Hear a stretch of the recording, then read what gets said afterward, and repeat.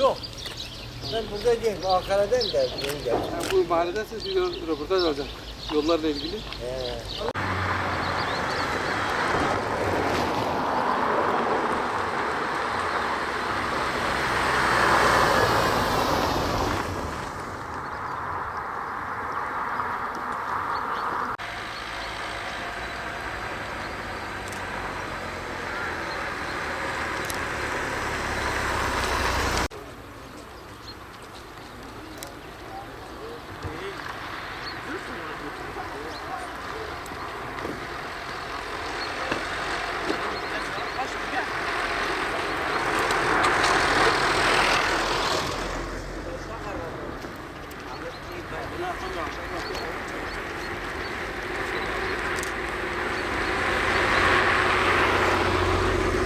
Yeni haberini yaptık.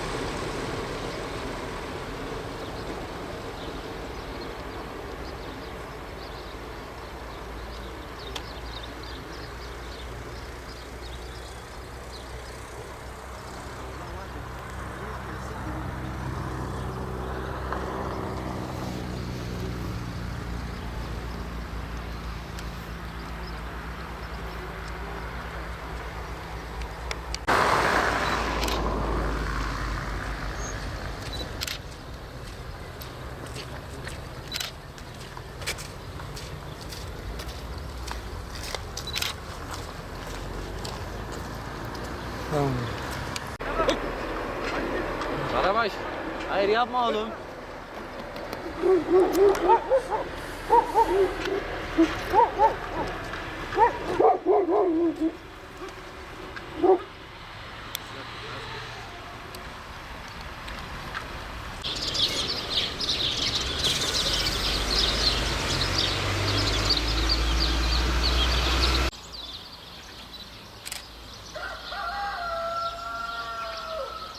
Abi bulutludur diğer fotoğraflar.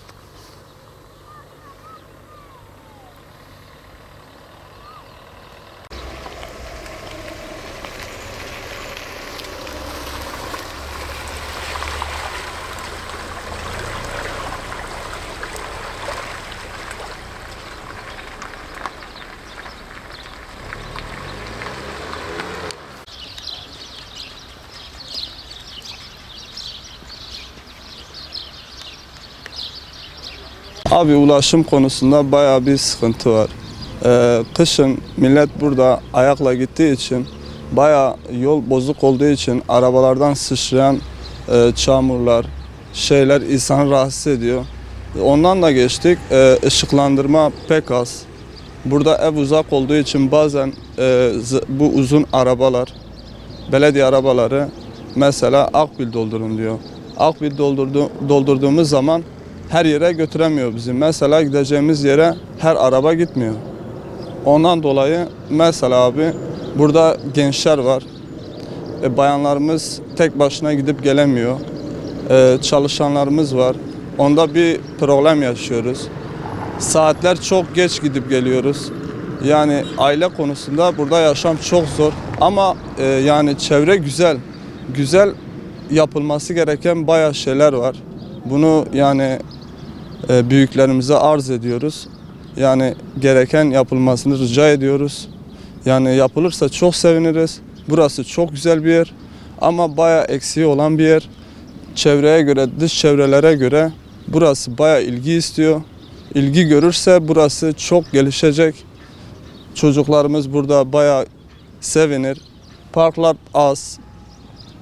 Burayı da mesela AFAD'lar bölgesiyle şu bölgede bayağı fark var.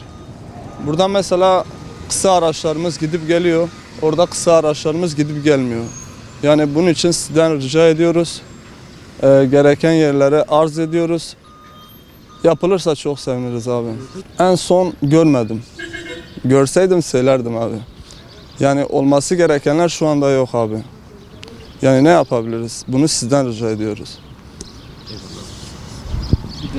Abi yaşandığımız sıkıntılar işte burayla ilgili.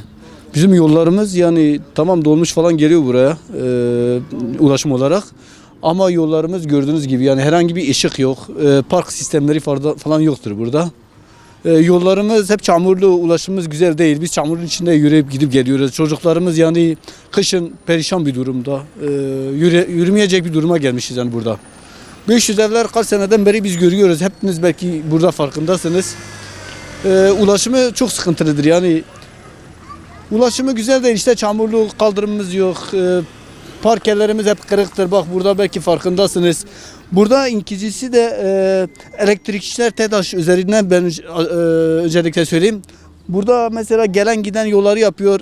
Diyelim burada kazı mazı sistemleri olduğu zaman düzeltmeden geçip gidiyorlar. Biz de bu sefer zor durumda kalıyoruz yani zor durumda kalıyoruz anlayacağınız. Düzeltmiyorlar yollarını buraya giren yani bu şekilde bırakıp gidiyor. 2 seneden beri buralarda yol çalışmaları falan oluyor. Yani hepiniz farkındasınız. Bu 500 evler yani bir çöl durumuna gelmektedir yani. Çöl olmuş yani yolları güzel değil, çamurludur yani o yüzden diyeceğim yani şu. Demek istediğim şey ben kimseyi suçlamıyorum. Sadece ben şunu dile getirmek istiyorum. Yani buralar güzel bir yer olsun yani biz istiyoruz ki tertemiz bir şekilde olsun çocuklarımız da oynayabilsin parklarımız olsun burada ulaşımımız güzel olsun o şekilde yani demek istediğim şey odur yani herhangi bir insanı da ben suçlamıyorum sadece milletten yani herhangi bunları yapan insanlardan ricam buraları yol yapımı olsun mesela TEDAŞ durumları olsun burada çalışmaları falan olduğu zaman düzeltmelerini gerekmektedirler. Yani bu şekilde pis bir şekilde bırakıp da gitmesinler. Ricam odur yani. Bir yıldır şu Tokyo'ya taşınmışım. Bu yeni Tokyo'yu belki oradan çekebilirsiniz. Bir yıldır çocuklarım da şu ilkokula gidiyorlar. Daha önce yürüyerek götürüp getiriyorduk. Yağmurlar başlayınca servis tuttuk. Yalnız şu yol, şurası kaldırım yok. İnan ki yürüyerek gittiği zaman eve geldiklerinde şuraya kadar çamur. Şimdi mecbur kendi çamur yolu alıyor. Kaldırım olmadığı için çamur yolu tarafına geçiyor. 2 otobüs yan yana geçemiyor. Yetkililere sesleniyoruz. Gelip şuraya bir baksınlar. Buraya TOKİ yapmışlar.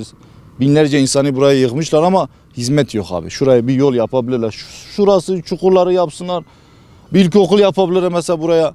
Ama ilgilenen yok, gelen yok. Sadece İnsanların çilesi ve çeken de yok. İlk defa denk geliyorum size. Benim aracım da var. Vallahi her gün haftada bir sanayiye gidiyorum. Alt takımdır, oydur budur. Dolmuş durağı şuraya kadardır. Oradan şurada oturan bütün insanların %80 orada inerek, yürüyerek evlerine gidiyor. Gece 10-11'de genç kızlar geziyor. Bacılarımız, analarımız gidiyor. Işıklandırma yok. Artı Sokak köpekleri çok. Işıklandırma olursa rahat gidip gelebilirler.